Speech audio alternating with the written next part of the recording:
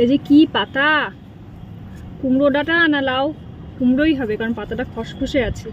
এগুলো কিন্তু আমরা লাগাইনি, জানো তো। এই যে খোসাগুলো এখানে ফেলা হয় না সবজির, আপনা আপনিই বেরিয়ে গেছে। এখানে টমেটো গাছ বেরিয়েছে, জানি না কতদূর হবে, কিন্তু হয়েছে ভালো, বুঝলে। যাই হোক বন্ধুরা, একটা নতুন ব্লগে তোমাদের অনেক অনেক স্বাগত। তোমরা সবাই কেমন আছো? আশা করি তোমরা সবাই খুব ভালো আছো। যা কদিন বৃষ্টি চলছে, এত আরামে ঘুমাচ্ছি না, সকালবেলা উঠতে যেন দেরি হয়ে যাচ্ছে। ওই যে উঠছি করতে করতে অনেকটা লেট হয়ে যাচ্ছে, বুঝতে পারলে তো। আর এই লেট করতে করতে কাজেও অনেক লেট হয়ে যাচ্ছে। চলো বন্ধু, নিচে গিয়ে কাজকর্মগুলো সারি গে। এই বাঁশগুলোকে খুলতে আসবে লোক, আর যেন দেখতে গেছিলাম উপরে জলের কি অবস্থা। এই দেখো এখানে জামা কাপড়গুলো সব মেরে দিয়েছি, দেখছো শুকিয়েও গেছে। নিয়ে যাবো এবারে। আরেকজন নিচে চিৎকার করছে, আমাকে দেখতে পাচ্ছে না, শুকিয়ে গেছে, এগুলো নিয়ে যাবো। আরেকটু শুকাক, এই রোদ না উঠছে না, এটা একটা অসুবিধা জামা কাপড় শুকানো নিয়ে। চলো হ্যাঁ, আজকে লুচিকে কৃমির ওষুধ খাওয়াতে বলেছে ওর মা। এখানে কি এটা? ছাতু মুড়ি, এই তো পেয়েছি। এখানে না সব সকালবেলায় যেগুলো খাওয়া হয় সেগুলো এখানে রাখি। সকাল থেকে আজকে চিউনি তল্লাশি করছি, চিড়েটা কোথায় গেল নিয়ে দেখছি এখন এখানে আছে, বুঝলে। চিড়ের পোলাও করে দেবো আজকে। কাদা আছে কিন্তু, ফাদাগুলো পায়ে লাগিয়ে নিয়ে চলে আসবে। এর কি আরেকজন তারকে সবাই চিল্লাচ্ছে, ওকে নিয়ে যাচ্ছে না, ওকেও নিয়ে যেতে হবে। না তোমার নিচে যাওয়া যাবে না, তুমি নিচে যাও না, খেয়ে আবার যাবে বাজার টাজার। পাপিকে দিয়ে আসে,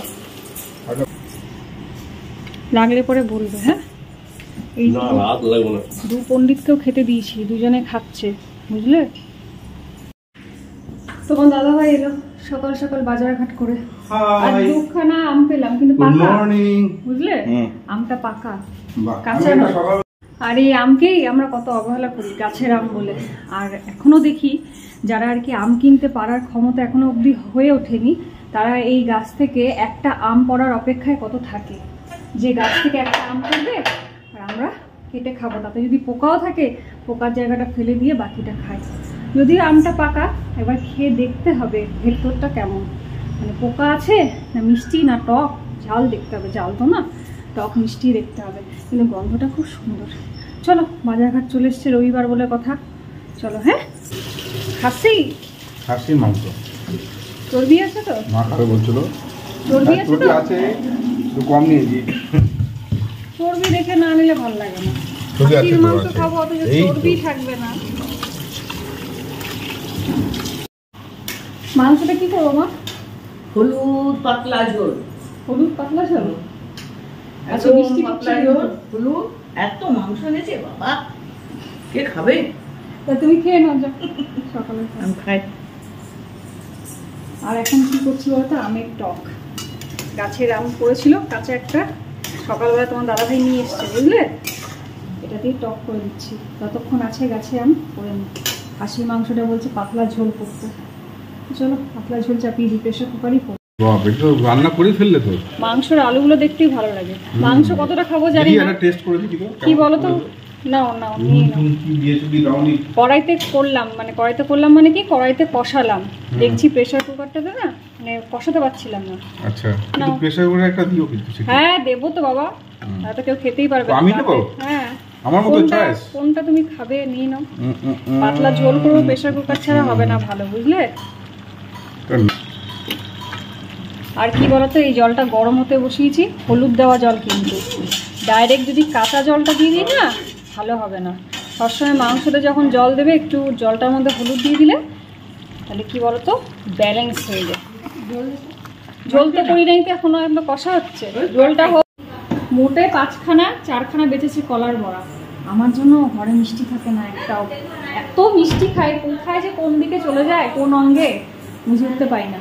এখানে তোমার মাংসটা প্রেসার কুকারে বসিয়েছিলাম, হয়ে গেছে, বন্ধ করে দিচ্ছি। এবার যাই, ওরা কি বলছে একটু শোনাশুনি করি, অল্প যোগদান করি। কলার বড়া খাবে কেউ? আমি খাবো। তুমি কি খাইতেছো? আমি একটা কলা বড়া খাইছি। তোমার আসে না ঠিক করে। তুমি যাইছো কোথায়? তুমি ভালো করে বলো, এমনি করে পাগল ভাষা আসতেছে না। আমি বলতে পারতাছি। আচ্ছা যেরকমই হোক আমি বলতে পারতাছি। আর বাঙাল ভাষা শিখছে মা এখানে এসে। তুমি আমার কাছে আমার ভাষা বাড়ির ভাষা কইতে পারবা? ওই যাইতাছো? আরে ও আমি কোথাও যাইতেছে না, ও থাকুক। আমি একটু বাইরে বাইরে অলরেডি বাইরে ফিরে যাচ্ছে। আইলে আমি খাবো। হ্যাঁ তুমি ফিরে আইলে আমি খাবো। তোমরা দুপুরের খাবারটা খায় লাও, পরে আমি খাবো। তুমি না আইলে আমি খাবো না। তুমি না আইলে আমি খাবো। এটা কি হয়? আগে ফিরে আসো, তুমি না তারপরে তোমার খাই। পড়াটা খাই। আরে বাবা আমি খাইনি, আচ্ছা বুঝছো? ঠিক আছে তাহলে একটা তাহলে পরে আর পরে খাবো না। তো আরে কাল থেকে পড়া খাইতাছি। আরে দেখো তো কি করে খাও না, খাও না। এরপরে পারবা না কিন্তু। এবার আমি খাইনি, বসাও। এমন অলরেডি যাচ্ছে বাইরে। তো দেখো বন্ধু, একটা নতুন বন্ধু এসেছে, কোকো। ঝুটি বেঁধে জামা পরে, হ্যাঁ কোকো, কোকো কি সুন্দর দেখতে রে, সুইট, কি সুইট। খাসির মাংস দিয়ে ভাত, চলো খেয়ে নি সবাই।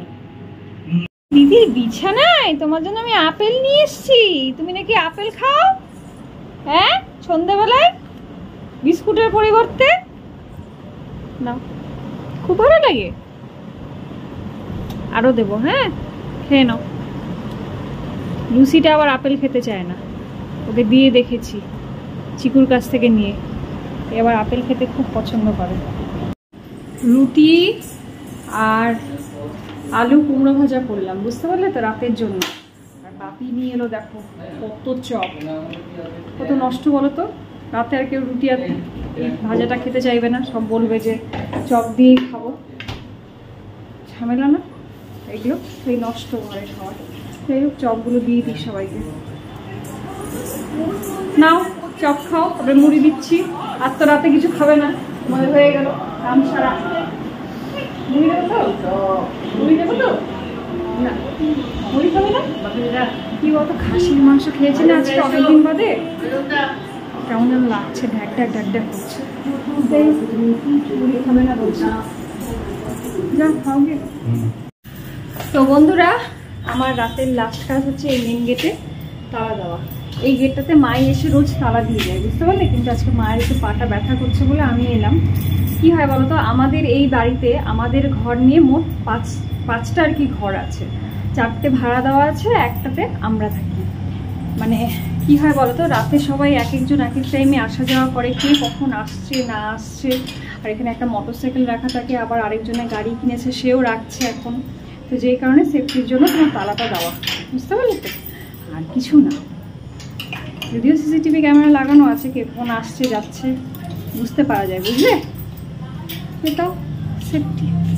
পুরো বাড়ির একটাই তালা, চাবি, একটাই চাবি পুরো বাড়ি। কে কখন আসছে না আসছে, যার যখন দরকার হবে সে আমাকে নক করবে, আর আমি চাবিটা দিয়ে দেবো ওপর থেকে, বুঝলে। তো নিচে এসে আমি তোমাদেরকে গুড বাই করছি, কারণ ওপর সব চিৎকার চেঁচামেচি করছে। আজকের মতো ভিডিওটা এখানেই শেষ করছি। যদি ভালো লেগে থাকে অবশ্যই একটা লাইক করে দিই। কালকে আবার একটা নতুন ব্লগ নিয়ে আসবো, ততক্ষণের মতো টাটা। সবাই খুব ভালো থেকো, সুস্থ থেকো। দেখি গিয়ে দাদা ভাই দেখছে পণ্ডিতকে।